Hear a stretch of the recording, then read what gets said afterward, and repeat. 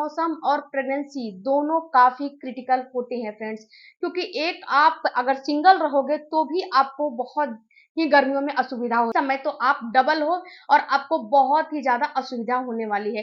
तो इन गर्मियों में आपको क्या क्या काम बिल्कुल भी नहीं करना चाहिए। तो सबसे पहला काम फ्रेंड्स, जब जब गर्मियां होती है तो सब लोग यही सोचते हैं कि हमें थोड़ा ठंडक में हमें रहना है, हम थोड़ा एसी में कूलर में कहीं भी हम रह लें।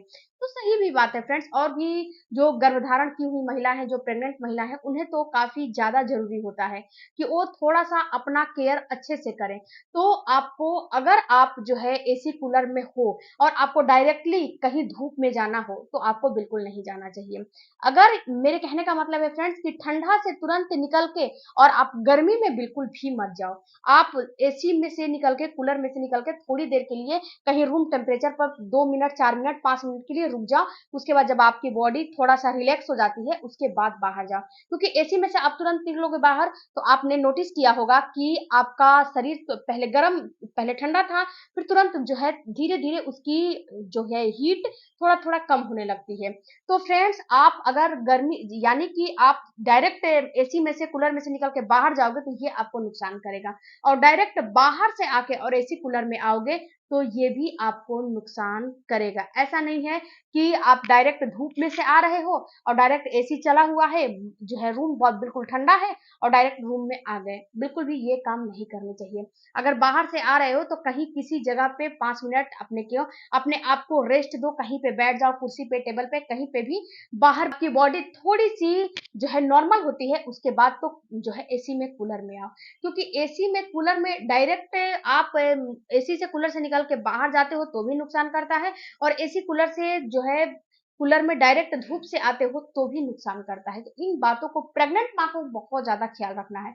दूसरा फ्रेंड्स, कि आप जैसे कि आप अपने अंदर फ्लूइड का कमी नहीं होना चाहिए आपके अंदर। आप इस चीज को देखें कि आपको कभी भी इन गर्मियों में डिहाइड्रेशन का सामना ना करना पड़े। अगर आपकी बॉडी डिहाइड्रेट हो जाएगी तो आपके बच्चे में एम्नियोटिक फ्लूइड की कमी हो जाएगी, ये बात आप समझ लीजिए।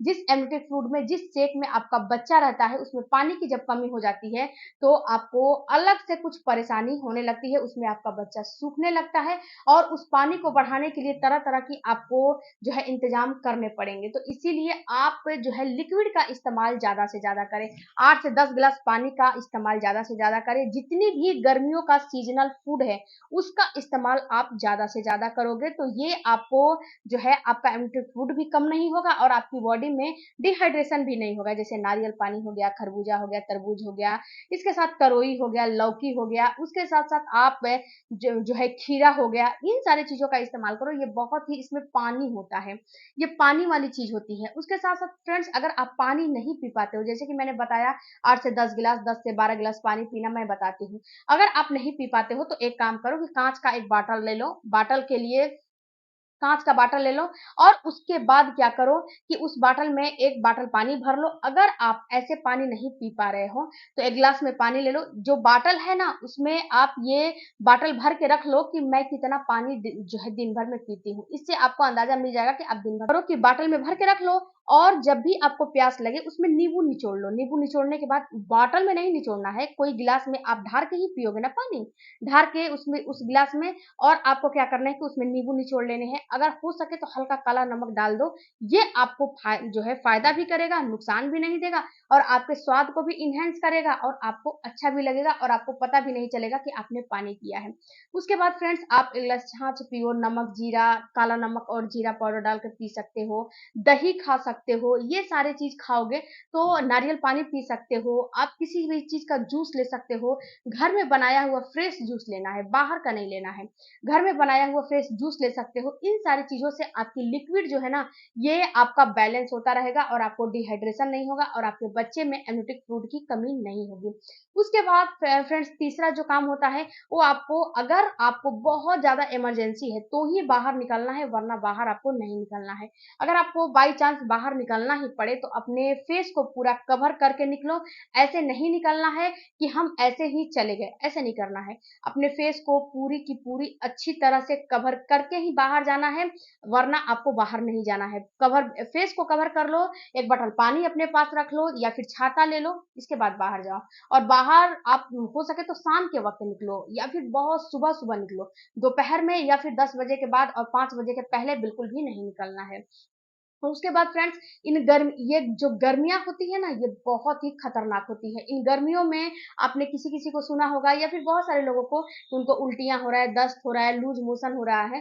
तो फ्रेंड्स, गर्मियों में चीज़ें बहुत जल्दी खराब हो जाती हैं और आप लोगों को पता भी नहीं चलता है। तो आप जब प्रेग्नेंट हो तो इस चीज़ को आपको खास जो है ध्यान रखना है कि गर्मियों में कोई भी बासी खाना आपको नहीं खाने चाहिए। डायरेक्ट फ्रिज से निकाल के कोई भी खाना नहीं खाना चाहिए। अगर रात का खाना बचा है और सुबह में उस खाने को आप खाओगे तो आपको नुकसान ये ज़रूर से ज़रूर करेगा। तो आप रात को खाना बचा है उसको फेंक दो बिना मुँह माया किए, या फिर दूसरा भले ही खा ले लेकिन आपको नहीं खाने हैं। और आप डायरेक्ट जो है फ्रिज से कोई सामान निकाल के नहीं खाओ, फ्रिज से कोई बहुत ज़्यादा ठंडी-ठंडी चीज़ों का इस्तेमाल मत करो। ये सारे चीज़ फ्रेंड्स आपके बच्चे को नुकसान करते हैं। आपको नहीं पता चलता है लेकिन कहीं न कहीं आपके बच्चे को ये सारा चीज़ नुकसान करने वाला है। और आप इन सारी चीज़ पे ध्यान दोगे तो आपका बच्चा भी जो है सेहतमंद रहेगा और आप भी सेहतमंद, और इन गर्मियों का एन्जॉय भी आप कर पाओगे। तो इस चीज़ को आपको समझना है। इसके साथ-साथ फ्रेंड्स, आपको शाम के वक़्त या फिर सुबह-सुबह में उठ के हल्का-फुल्का एक्सरसाइज़ करना है, हल्का-फुल्का वॉकिंग करना है, क्योंकि ये सारा काम करना काफ़ी ज़रूरी है आपके लिए। और समय-समय पे आप जो है आपको डाइटिंग नहीं करने हैं, समय-समय पे अपना खाना खाते रहना है। अगर खाने का मन नहीं है तो आधा रोटी ही खाओ, लेकिन खाओ, क्योंकि ये अपने लिए आप नहीं खा रहे हो, ये अपने बच्चे के लिए खा रहे हो। तो आपका सेहत आपके बच्चे से जुड़ा है, तो आप सेहतमंद रहोगे तो आपका बच्चा भी सेहतमंद रहेगा। वीडियो अच्छा लगे चैनल को सब्सक्राइब करना। और फ्रेंड्स, प्रेगनेंसी से रिलेटेड कोई भी क्वेश्चन है तो कमेंट बॉक्स में ज़रूर देना। दूसरी बात फ्रेंड्स, कि अगर प्रेगनेंसी से रिलेटेड कोई भी चीज़ का और सामान का आपको ज़रूरत है तो इस चैनल के मैं कम्युनिटी में डालती हूँ, वहाँ से जाके आप खरीद सकते हो। हर चीज़, गाउन हो गया, मैटरनिटी बेल्ट हो गया, मैटरनिटी पिलो हो गया या फिर मदर हॉर्लिक्स हो गया, कोई भी चीज़ ऐसा नहीं है कि मैं नहीं लगाती हूँ। तो वहाँ से जाके आप परचेज़ कर सकते हो, खरीद सकते हो।